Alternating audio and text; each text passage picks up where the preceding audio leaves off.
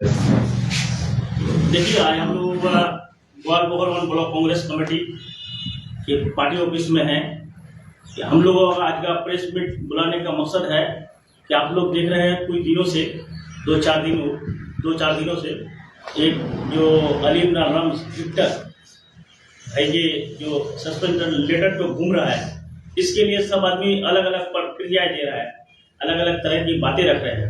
इस बिना पर हम लोग आज, क्योंकि हम लोग यहाँ, मैं खुद स्टेट का जनरल सेक्रेटरी हूँ यूथ कांग्रेस का, और हमारे ब्लॉक का जनरल सेक्रेटरी 3 जून का ऑब्जर्वर है, और यूथ का हमारे ब्लॉक प्रेसिडेंट इरशाद साहब है, और किसान सेल का प्रेसिडेंट रिहान भाई है, और हमारे जो जिस अंचल में हम लोग बैठे हुए हैं, जैनगांव अंचल का प्रेसिडेंट अंजर साहब है, और बाकी हम लोग लीडर है। इसीलिए आज हम लोग इन चीजों को लोगों तक सही बात पहुंचे, इसलिए आज हम लोग प्रेस मीट करने जा रहे हैं। क्या बात है सर, बताइए। देखिए, आप लोगों को मालूम है कि हमारे स्टेट के जनरल सेक्रेटरी अली इमरान रम्स उर्फ विक्टर भाई, जिसको पार्टी ने सस्पेंड कर दिया है, इसके लिए सोशल मीडिया पे देखा जा रहा है कि जिसको जो बोलना आता है बोल रहा है, लेकिन इनकी सच्चाई क्या है, वो चीज को आज हम लोग कुछ आप लोगों के सामने रखने के लिए आए हैं। आप लोगों को मालूम है कि ये ग्वालपोखर में और ग्वालपोखर 2 और 1, ये 2 जगहों की लड़ाई है। ये आज से नहीं, इलेक्शन से पहले, यानी 2026 का जो विधानसभा इलेक्शन हुआ उससे पहले ही ये लड़ाई चालू था। आप लोगों को मालूम है, कभी निर्माण के नाम पर ये लड़ाई कर रहा था, कभी वो लोग अपने हिसाब से एक टीम बना करके लड़ाई कर रहा था, इस्लामपुर निर्माण जिला कमेटी के नाम पर। ठीक है, यहाँ तक तो ठीक है, यहाँ तक कर रहा था। आप लोगों को मालूम है, विक्टर भाई ने खुद मीडिया में आके बोला है कि हमको ग्वालपोखर से भी लड़ना है और चकलिया से भी लड़ना है। ये तो सब जानता है। ठीक है, आप दोनों जगह से लड़ेंगे। अगर पार्टी आपको दोनों जगह से टिकट देती है तो आप बेशक लड़िए, हम लोग आप लोगों आपके साथ हैं। क्योंकि जब आप लोकसभा में लड़े तो यही हमारे ग्वालपोखर के ब्लॉक प्रेसिडेंट जो थे पहले, वो सब भी किया। फिर उसके बाद जो चार्ज हमारे नसीम मास्टर को दिया, इसने आपके साथ खड़ा रहा, हर जगह बैनर लगाए, हर जगह पोस्टर लगाए, जितना हो सके आपके साथ कोऑपरेट करके लेके चले और इलेक्शन में हम लोग लड़े। उसके बाद फिर आपने आकर के बोल रहे हैं कि हम चकलिया से लड़ना है, ग्वालपोखर से भी लड़ना है। ठीक है, अगर आपको पार्टी दोनों जगह से देता है तो हम लोगों को उससे कुछ नुकसान नहीं है, आपके लिए खड़ेंगे, लड़ेंगे। लेकिन जब ये लड़ाई 29 मार्च से पहले चलते रहा, यहां तक कि मीडिया में भी बहुत सारे बयानबाजी हुए, लेकिन विक्टर भाई हर जगह एक ही बात बोले कि हमें दोनों जगह से लड़ना है। लेकिन हमारे यहाँ ग्वालपोखर के जो कैंडिडेट के तौर पर या ब्लॉक प्रेसिडेंट के तौर पर जिसको हम लोग मानते थे, मास्टर नसीम हसन साहब, उसका एक ही कहना था कि पार्टी अगर हमको टिकट देती है तो हम लड़ेंगे, अगर पार्टी टिकट नहीं देता है, किसी को भी देता है, हमको, आपको, किसी को भी देता है, इरशाद को किसी को भी देता है, उनके लिए हम खटेंगे। लेकिन जब 29 मार्च आता है, उसी दिन हम लोग जब टिकट डिक्लेयर होता है तो पता चलता है कि चकलिया से अली इमरान रम्स विक्टर को टिकट दिया गया और ग्वालपोखर से मास्टर नसीम हसन साहब को टिकट दिया गया। यहां तक तो बात ठीक थी, टिकट यहाँ उनको मिला, वहां उनको मिला। आप रही बात यह कि अगर विक्टर भाई स्टेट के जनरल सेक्रेटरी है तो अगर वो प्रचार करना चाहता है तो ग्वालपोखर में भी आगे करना चाहिए, इस्लामपुर में भी करना चाहिए, चकलिया में भी करना चाहिए, हर जगह करना चाहिए उनको, क्योंकि वो फिगर वाला लीडर था, करना चाहिए। लेकिन 29 तारीख के बाद जब 4 तारीख को हम लोग नॉमिनेशन करने जाते हैं, यही से विक्टर भाई का पूरा किस्सा उल्टा चालू हो जाता है। जैसे विक्टर भाई को आज जो सस्पेंड किया, उसका कुछ हम प्रूफ दिखाना चाहते हैं, जो वो सही तरीके से नहीं चल करके पार्टी के विरुद्ध में काम किया। जैसे 4 तारीख को नॉमिनेशन करना जाना चाहिए था, 4 तारीख के रात को 12 बजे वो जो हमारे बीजेपी के रिजेक्टेड कैंडिडेट है गुलाम सरवर साहब को अपने चकलिया पार्टी ऑफिस में बुला करके कांग्रेस का झंडा पकड़ाता है और बोलता है कांग्रेस में ज्वाइन कर लिया। फिर सुबह 10-11 बजे जाकर के वो इंडिपेंडेंट या निर्दलीय कैंडिडेट बन जाता है। और यही नहीं, जब हम लोग भी नॉमिनेशन करके आते हैं वो भी जाता है, विक्टर भाई भी रिटर्न जाते हैं, उसके बाद भी वो 4 तारीख के बाद भी वो हमारे गुआगा 1 गुआगा 2 में आकर के बगैर कांग्रेस की झंडा लेकर के रैलियां करता है, बगैर झंडा लेकर के रैलियां करता है और बोलता है कि हमको आप लोग वोट दीजिए। तो हम उनसे कहना चाहते हैं, तमाम ग्वालकोर जो भी मेरा न्यूज देख रहा है, कि उनको बोलना चाहते हैं, एक जगह से आप हच्छाप का कैंडिडेट होंगे, यानी हच्छाप का सिंबल लेके लड़ेंगे, और एक जगह आप यानी निर्दलीय लड़ेंगे। ये कहां तक सच्चाई है? आपकी ईमानदारी कहां तक है ये पार्टी की? आप अपने दिल में हाथ रख करके बोलिए। यहाँ तो एक बेईमानी किया ही। उसके बाद क्या होता है, 3 से 4 रैली करने के बाद ये लोग फिर क्या करता है, कुछ 3-4 रैली करने के बाद वो लोग फिर वो निर्दलीय अपने आप में रैली नहीं करके वो आकर के हमारे जो रिजेक्टेड कैंडिडेट यानी बीजेपी का जो टिकट नहीं दिया डॉक्टर गुलाम सरवर साहब को, फिर वो लोग क्या करता है, सपोर्ट करता है। और उनकी जो भी उनके साथ नेता थे, चाहे सीपीएम का बोलिए, चाहे फॉरवर्ड ब्लॉक का बोलिए, चाहे उनका पर्सनल बोलिए, उनको कन्वर्ट कर देता है गुलाम सरवर की तरफ, और उनके पास जाकर के वो लोग गुलाम सरवर का प्रचार करता है और फोटो छाप का वोट मांगता है। यही तक नहीं, आपको मैं प्रूफ के तौर पर बता देना चाहता हूं, इस पे जो आप लोग फोटो देख रहे हैं, एक तरफ डॉक्टर गुलाम सरवर का फोटो है, एक तरफ विक्टर भाई का फोटो है। जब एक कांग्रेस का लीडर होकर के, कांग्रेस का जनरल सेक्रेटरी होने के बावजूद एक निर्दलीय कैंडिडेट अपना उसका फोटो लगाता है, तो विक्टर भाई को उससे जवाब मांगने के बजाय वो उनके सपोर्ट में आता है। यही नहीं, और आप लोगों को कुछ मैं सबूत के तौर पर पेश करना चाहता हूं। 4 तारीख के बाद विक्टर भाई, कुछ लोगों को मेरे पास रिकॉर्डिंग भी है, आप लोग सुनना चाहेंगे तो सुना देंगे, कुछ लोगों को फोन करके बजप्ता बोलते हैं कि आप लोग ऑटो छाप में वोट दीजिए, क्योंकि ऑटो छाप का जो कैंडिडेट है गुलाम सरवर साहब, उनको हम कांग्रेस में ज्वाइन कर लिए हैं और उनको हम सपोर्ट दे रहे हैं कि उनको आप लोग वोट देकर के जिताइए। आप बताइए, एक जगह से वो हाथ छाप के कैंडिडेट होगा और एक जगह वो निर्दलीय कैंडिडेट को सपोर्ट करेगा, तो कांग्रेस पार्टी के वो गाइडलाइंस के खिलाफ किया कि सही किया? आप लोग खुद कमेंट में बोलिए। उसके बाद फिर जाकर के क्या होता है, जब इलेक्शन का टाइम करीब आता है तो 1 दिन बाकी रहता है, उसके बाद विक्टर भाई खुद आकर के ग्वालपोखर यानी बिजली चौक में, जहां उनके इलेक्शन के पार्टी ऑफिस बनाए थे डॉक्टर गुलाम सरवर साहब निर्दलीय कैंडिडेट, उनके पार्टी ऑफिस में आकर के भाषण देते हैं और बोलते हैं कि आप लोग ऑटो छाप में वोट दीजिए। जब वहां कुछ गुंडा आकर के उसको भगाता है, फिर वो जाकर के एक होटल में चाय पीता है और कुछ बगैर कांग्रेसी पद के आदमी, निर्दलीय आदमी वहां जाकर के उनके साथ खड़ा होकर के क्या बोलते हैं, वो आप लोगों को हम थोड़ा सुनाना चाहते हैं। आप लोग सुनिए इस चीज को। हम लोग देखे हैं सर, वो सब ये देखा मीडिया में चला है, ये मीडिया में बजप्ता चला है कि इमाम साहब का ही बेटा है, इनको वोट दीजिए।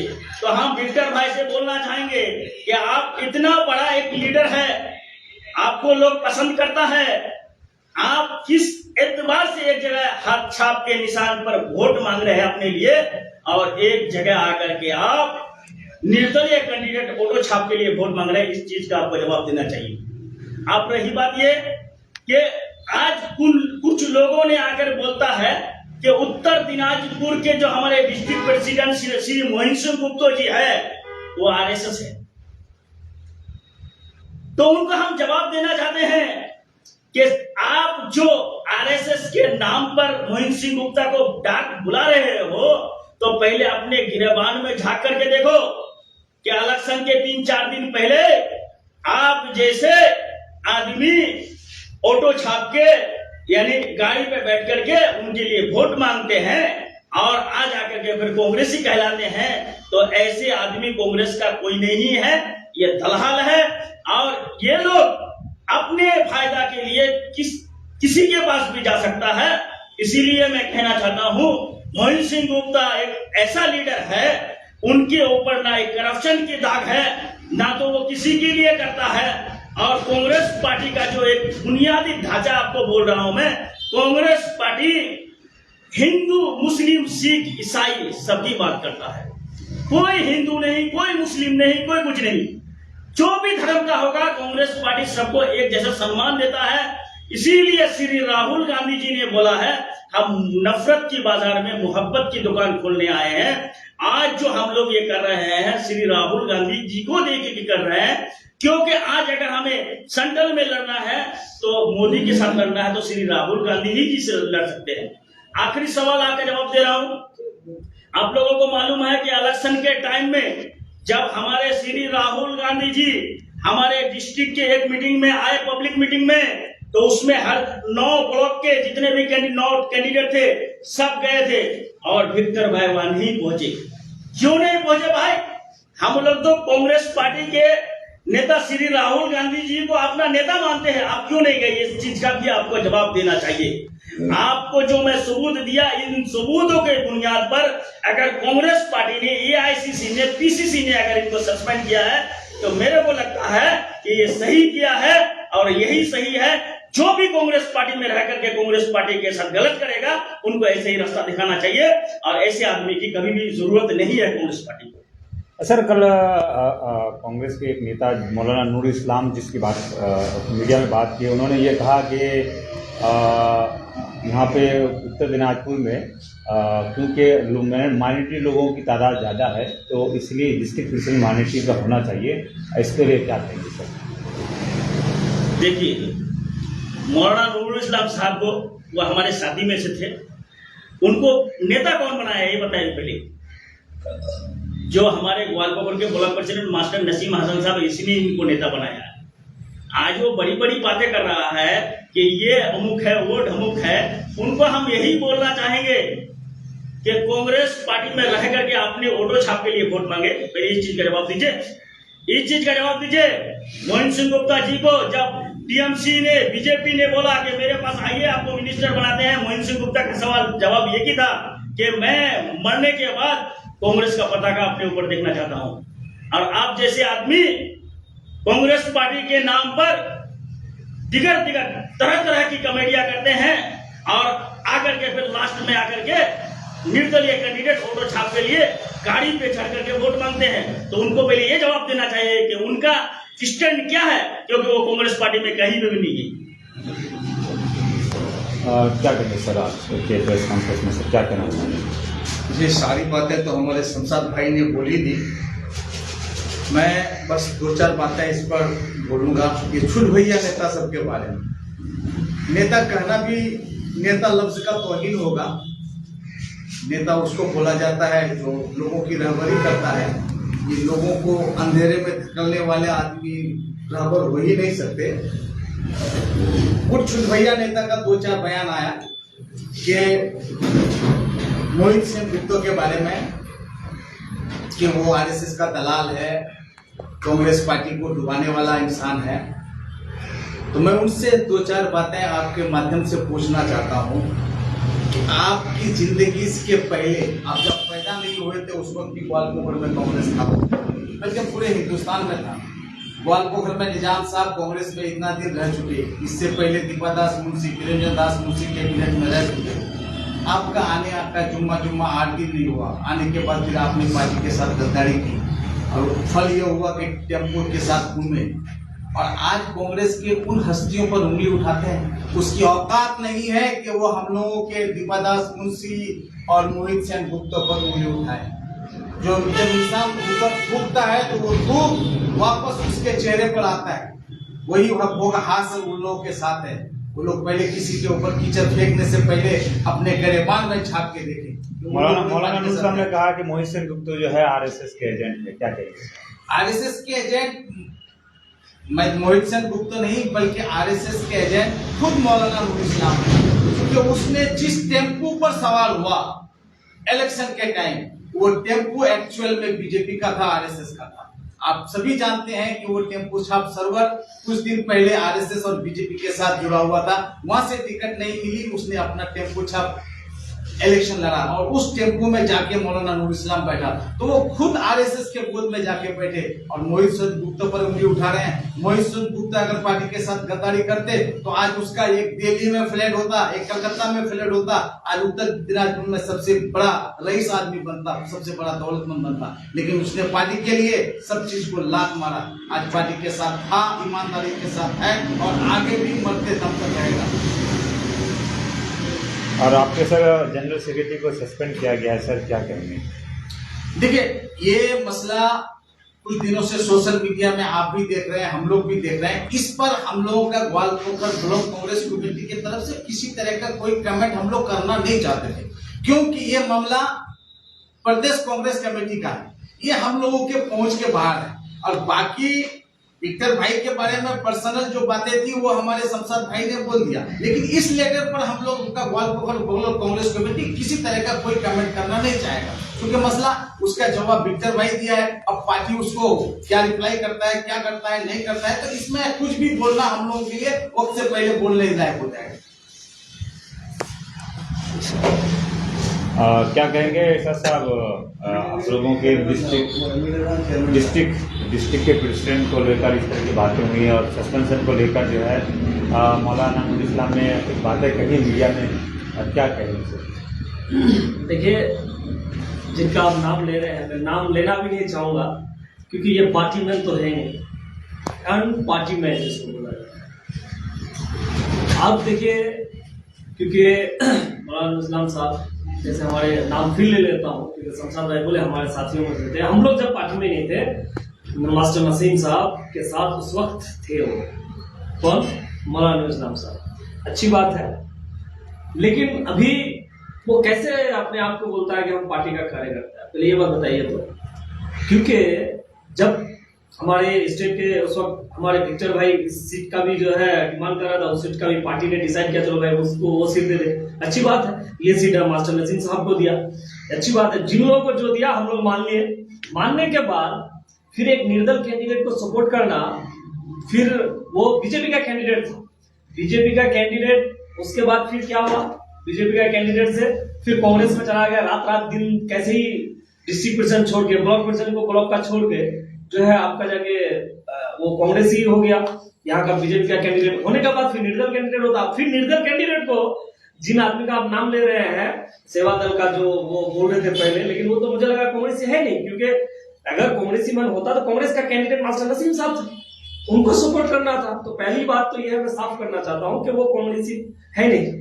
सर, जिस तरह से आप लोग बोलते हैं कि वो कांग्रेस के लिए, तो क्या आप लोग उसके विरुद्ध में पार्टी की तरफ से जो पार्टी एक्शन लेगी स्टेट, जैसे हमारे नूर इस्लाम साहब भाई बोले बिरल बेटा के कि ऊपर लेवल का बात है, ऊपर लेवल क्या जानता है, लेकिन यहाँ पे किसी को आरएसएस कहना, डिस्ट्रिक्ट प्रेसिडेंट को, जब मैं जिला परिषद का मास्टर नसीम साहब और डिस्ट्रिक्ट प्रेसिडेंट साहब मुझे जिला का कैंडिडेट किया था, मुझे मास्टर नसीम साहब पहले उनके बारे में बताए थे, मुझे जानता नहीं था। जब मैं उनके पास गया, उनके पास एक आदमी था, कहा जब मुझे पैसा के बारे बोल रहा था कि दादा आप मुझे पैसा लगे, डिस्ट्रिक्ट प्रेसिडेंट इतना उसको झाड़ा, इतना झाड़ा, तो बोलने का काबिल नहीं है। तो मैं देखा कि साफ सुथरा ऐसा इंसान डिस्ट्रिक्ट प्रेसिडेंट अब तक वो टिका हुआ है, और उसके बारे ये पहले और एक स्टेटमेंट दिया था कि जूता का हार पहना देंगे। ये किस किस्म का, पार्टी में रहेंगे, पार्टी के नेताओं के खिलाफ किसी के भी बारे क्यों इस तरह का गलत ये अफवाह फैलाएंगे? हम लोग चाहते थे, हम लोग चाहते भी है कि मिलजुल कर लड़ाई लड़े, मिलजुल कर लड़ाई लड़ने से इसमें फायदा है लोगों का, ताकि ये तानाशाही हुकूमत टीएमसी का वो खत्म हो सके। खत्म हो ही गया, अब आपस में फिर अगर आपस में लड़ेंगे, ये है वो है, तो ये सब ये फजूल वाली बात है। और कांग्रेस पार्टी हिंदू मुस्लिम सिख ईसाई सबको लेकर चलने वाली पार्टी है। इमरान प्रताप गिरी देखिए, नेशनल माइनॉरिटी का प्रेसिडेंट है। सलमान खुर्शीद को ले लीजिए, आपका गुलाम नबी आजाद जो आपका कश्मीर के थे वो ले लीजिए, इतना साल का मौलाना अबुल कलाम आजाद एजुकेशन मिनिस्टर रहे, कांग्रेस की पार्टी में रहे। तो कांग्रेस पार्टी हमेशा जो है हिंदू मुस्लिम सिख ईसाई को लेकर चले हैं।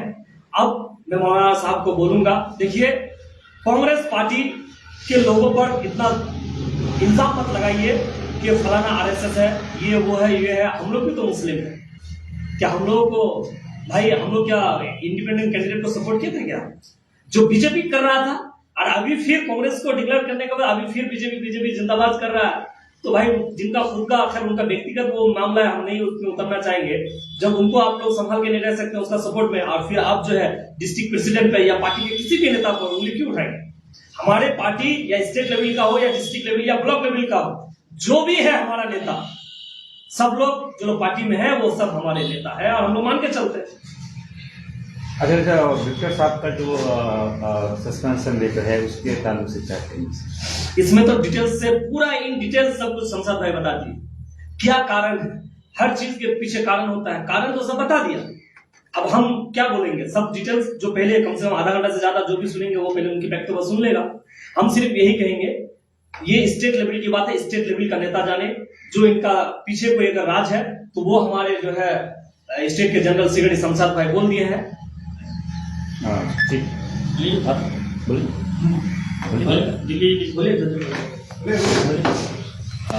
क्या बोलेंगे सर आज के इस प्रेस कॉन्फ्रेंस में क्या कहना कि चाहिए? इसमें हम यही कहना चाहेंगे, कहता है कि नादान दोस्त है समझदार दुश्मन बेहतर है। तो विक्टर भाई का जो ये नादान दोस्त है, जो खास करके मैं इशारा करना चाहूँगा, उनके घर के सामने एक मीटिंग हुआ कल या परसों रात को, सर पे टोपी है, चेहरे पे दाढ़ी है, मुझे लगता है वो कोई उलमा इकराम में होगा, कोई मौलाना हजरत होंगे।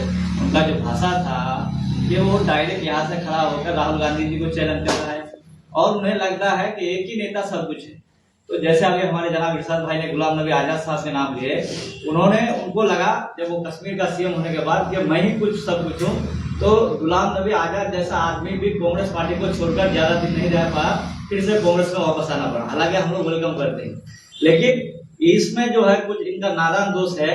इस तरह इलेक्शन से पहले भी कहा था कि विक्टर भाई को जो है राहुल गांधी जी भी आके हरा नहीं सकता है। तो मैं आज उनसे पूछना चाहता हूँ कि विक्टर भाई को अगर राहुल गांधी जी हरा नहीं सकता है तो जनाब क्या कहते हैं वहाँ का एमएलए मिनाजुल आफरीन आजाद साहब ने हरा दिया, क्या वो राहुल गांधी जी से क्या बड़ा नेता मिनाजुल आफरीन साहब को मानता है? मैं उनसे ये सवाल करना चाहता हूँ। और दूसरी अहम और खास बात ये है कि यहाँ जो हमारे जनाब मौलाना नूरुल इस्लाम साहब है, वो तो मुझे लगता है हम लोग टाइम वेस्ट करते हैं कि उनके बातों पर जवाब देते हैं। वो इसलिए कि वो कोई भी पार्टी का जो कार्यकर्ता क्यों ना हो, उसके लिए हम लोग जवाब दें है। एक बाहर से आदमी आके क्या उठन पुटन बोल देता है, इतना बड़ा ग्वालपुर में 4.5 लाख के जैसा आबादी है, कल कौन क्या बोल देगा?